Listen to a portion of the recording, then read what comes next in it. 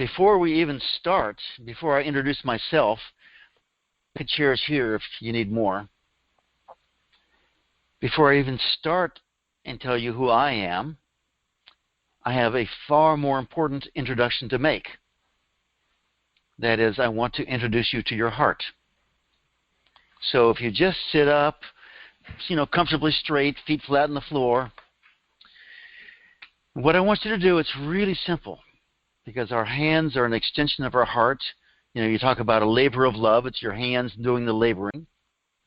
So what we want to do is simply turn the hands back, cross them over on top of your heart. Just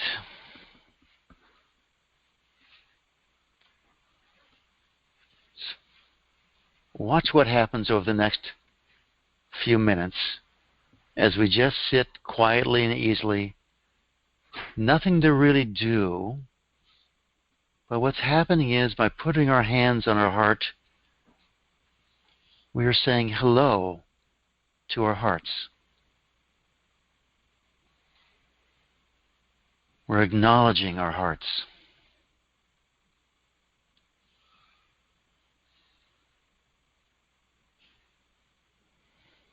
We're loving our hearts.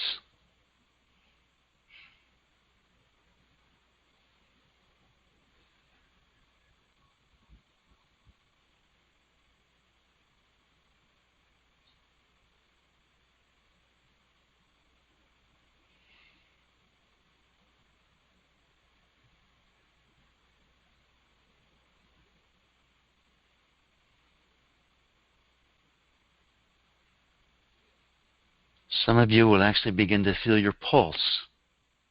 Don't mind if you don't, but it's just a nice connection to the rhythm of life.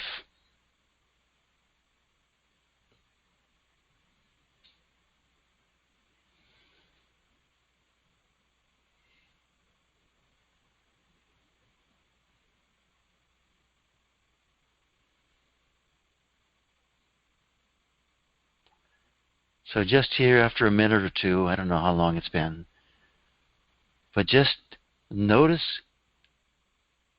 how the environment, how the atmosphere in the room has settled down. And check your own experience, your own state of being.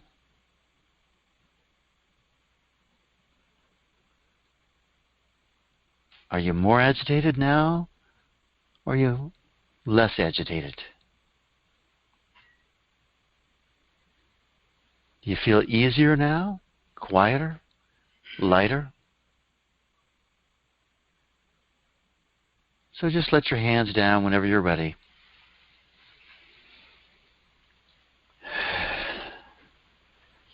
The reason I have you connect to your heart before we begin this is the heart is actually the great source of wisdom within us. There's a lot of wounds in the heart, and there's great wisdom in the heart. And what we're doing in this process of learning this releasing of emotions, and I'm going to add in here the transforming of emotions, is we are learning the very subtle language of our feelings.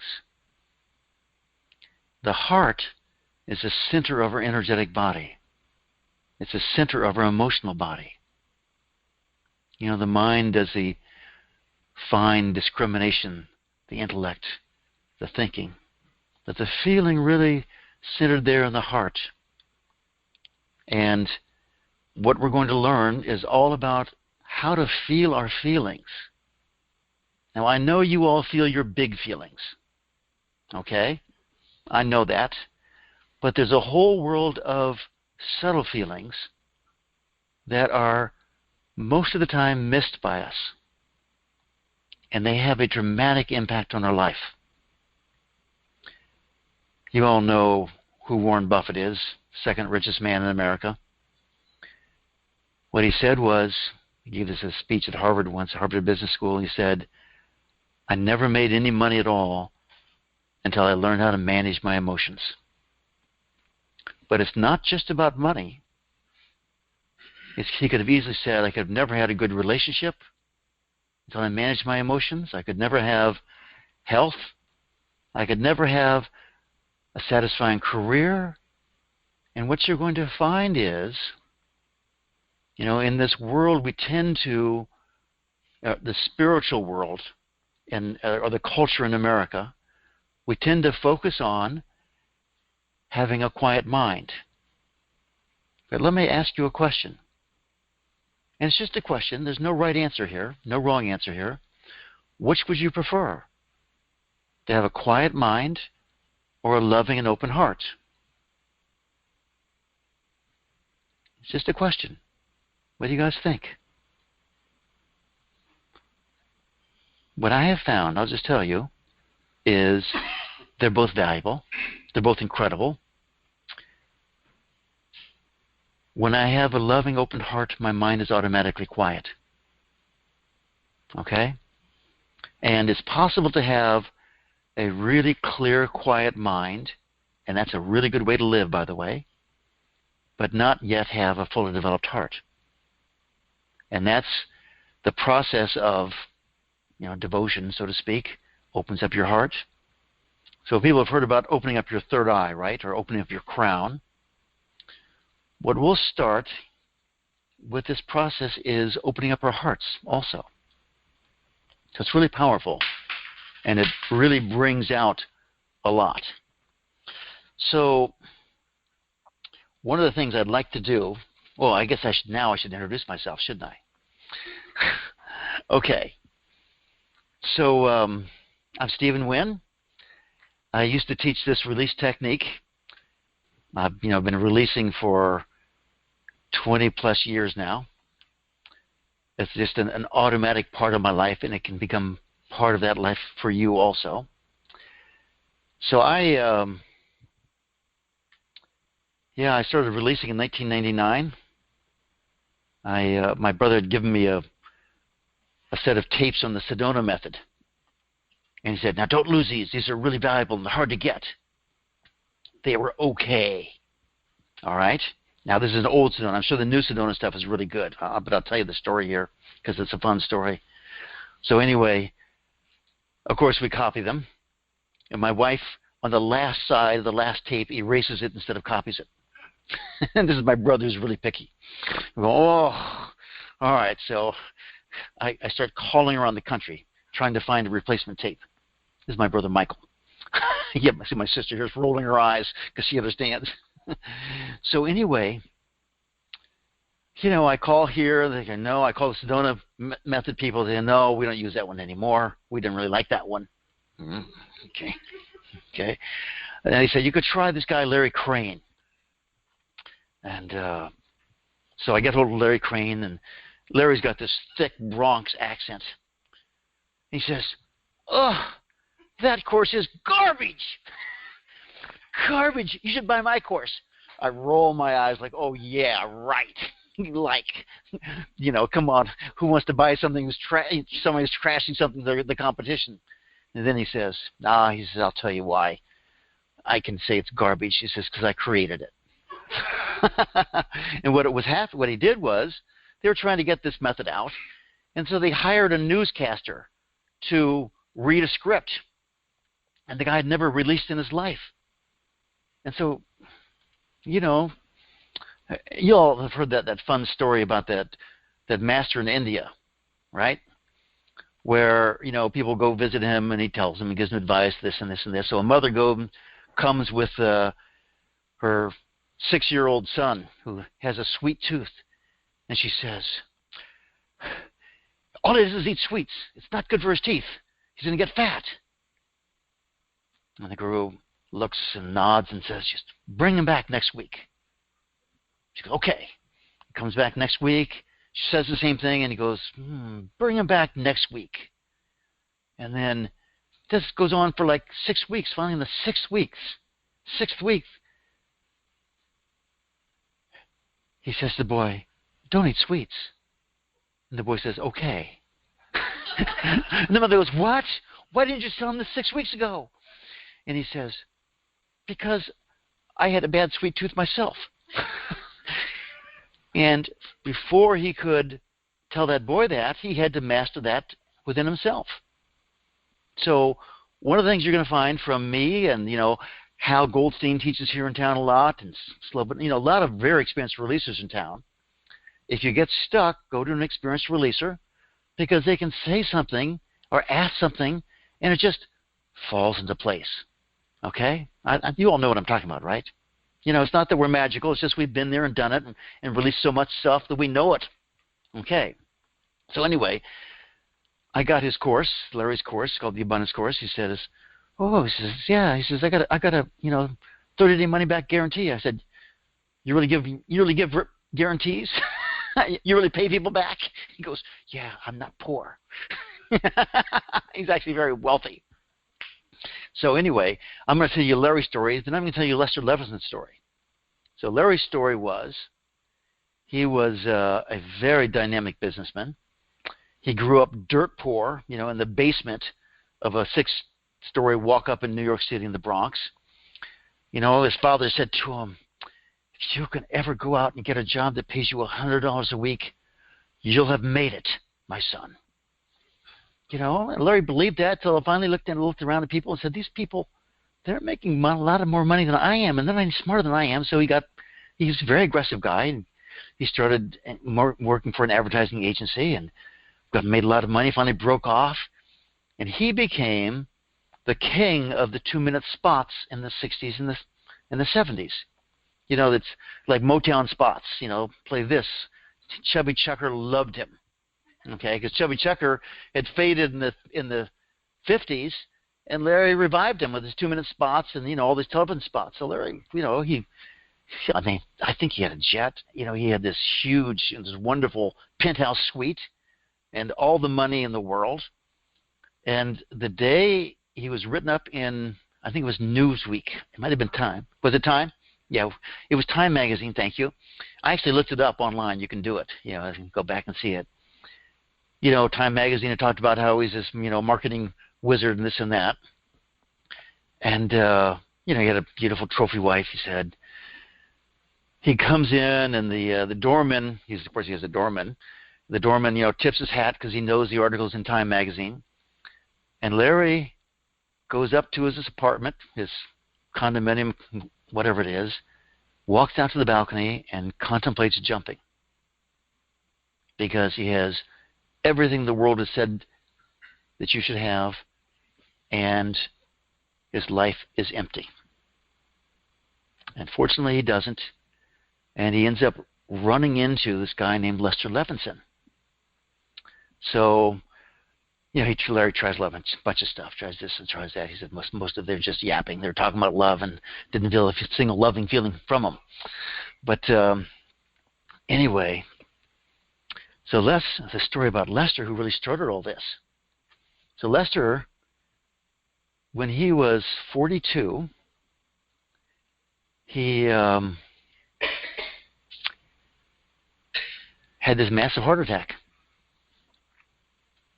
Went to the hospital, and this is, mid-1950s. No open heart surgery, no stents, no angioplast, no angio this or that. He goes to the hospital, and he's there for a day or two, and they do some tests, this and this, and they say to him, Mr. Levinson, we're very sorry to tell you this, but there's nothing we can do for you. We suggest you go home and put your affairs in order. Like, wow. They said, and don't walk up any stairs. Don't bend over to pick up anything. It was great. He lives on the 3rd floor or something like that. So Lester goes home. He walks up the stairs. And Lester's a scientist. He had a degree in physics. He was an engineer. He was happy to say, 40 years later, that, he was putting in heating and air conditioning units all over New York City. A lot of them, he says, we're still running. He says, you just put a good quality one in, slightly over capacity. So anyway, but he's lying there and he's saying, I'm still alive. I'm not dead yet. What could I do? And he starts examining his life and looking for those times in his life when he was the healthiest. And he realized that he was healthiest when he was the most loving, the most giving. So he started going through his life. I mean, here's a motivated man, right? He starts going through his life and looking at all the things that happened to him. You know, he'd been embezzled in his business. His best friend ran off with the love of his life. You know, and all these things happened to him. And, you know, it all had all the stress, basically. He had all these business failures, and finally he'd come to some modest success. But he spends his time looking at all these things and letting go of all of his non-loving feelings. And within several weeks, he has healed himself completely.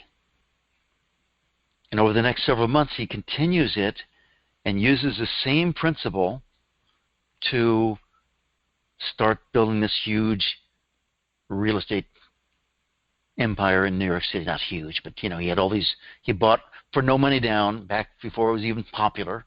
He bought all these properties, and you know, suddenly he was a wealthy, healthy, successful man.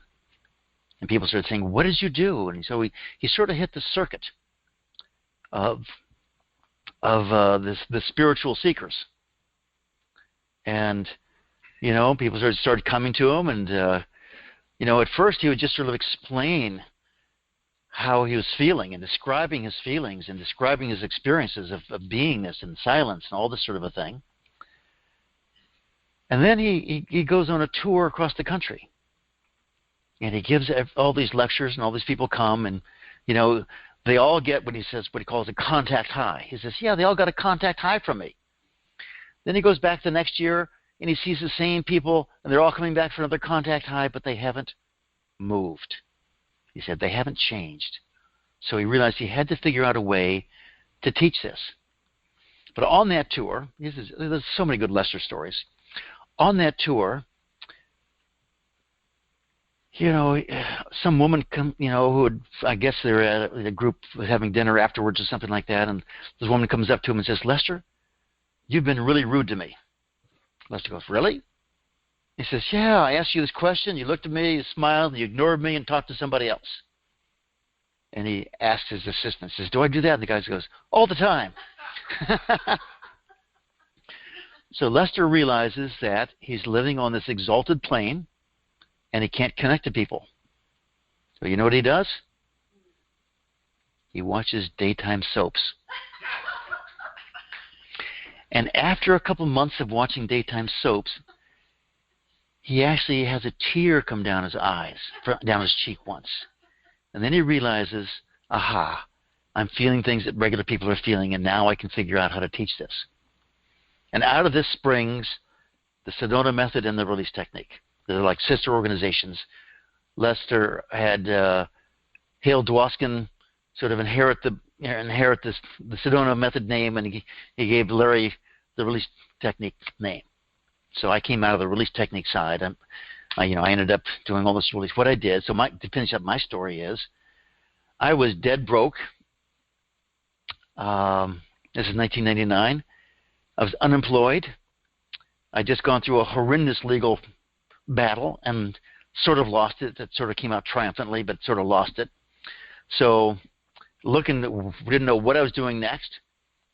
And I bought this course, and it's called the Abundance Course. You can still buy it today. I think it's $99 nowadays. There's people in town who will have a copy who would be happy to lend it to you. And I went through it 6 times. You know, it was 12 CDs back then. Oh, excuse me, cassettes. Remember cassettes? 12 cassette set. Now it's a little embellished and that sort of thing. And by the end of it, you know, a friend had knocked on my door, and this is just what happens is, and this is what we're going to be teaching, what you're all going to be learning, is we're going to release the blocks that keep our prosperity, our health, and our happiness and our spiritual growth away. Okay? They all want to come to us, but we're pushing it away. We're pushing it away. And these are the wounds of the heart. Okay, and the heart in that sense means a whole energetic system. So later on I used it. I'll tell you one more story about how I used it, because I mean, I don't mind saying it. Most people in town know how successful my business was. We started a new business. After this is about, I don't know, 5 years. I don't know how long ago after that was, but about 4 years after that. And it's called Seminar Crowds. We started it. My business partner and I each put $100 into it. We started on a shoestring, so to speak. We were hoping we could make $35,000 a year each from it, $40,000 a year, $3,500 a month each from it. And that was the intention, because we're both sort of still beaten down. And I was in charge of interacting with the customers and getting the orders out. And we were promoting seminars for financial planners. If you ever seen these things, you probably, I don't know if you have in this town, but we'd send out these postcards that say, please join us for a free gourmet meal immediately following our financial planning presentation, something like that. You know, pretty honest pitch. Well, give us an hour of your time and we'll feed you. Okay? That's what it came down to. So, but these are really powerful guys putting on these seminars. They can take a group like here, 40 people or so, and they can get 80% of them to make appointments with them, and then pull out, $500,000-600,000, maybe $1 million out of that group and investing. Now, they're good people. They're not bad people. It's just powerful people, and they were beating me up all the time. They'd say, well, you should have done this on that mail piece. I said, you didn't ask for that. I said, you should have known. I go, great. The mind reading request again. So anyway, I wasn't happy. I wasn't enjoying it. And the business is struggling. I said to Mark, Mark, my business partner, I said, I'm not coming in until I'm fully released every morning. So I'm going to stay home and release for 2 to 4 hours a day. He looks at me like I'm crazy, but he says, you do what you have to do. He's really a great business partner. So I stay home, and I literally stay home releasing for 2 to 4 hours every day until I am absolutely letting go of all my negative feelings for these people. I come back totally loving them. I give them just what they want, happily so. I would have suggested a competitor if I thought they'd do a better job. Fortunately, I never thought that. But that's how I was feeling about them. And within 2 weeks, they were all my best friends. And they're referring us like crazy to everybody. Startup, we were hoping to make $40,000 a year. Our first year, we made $250,000 each. And then it went way higher than that. All from releasing, because it was struggling before that.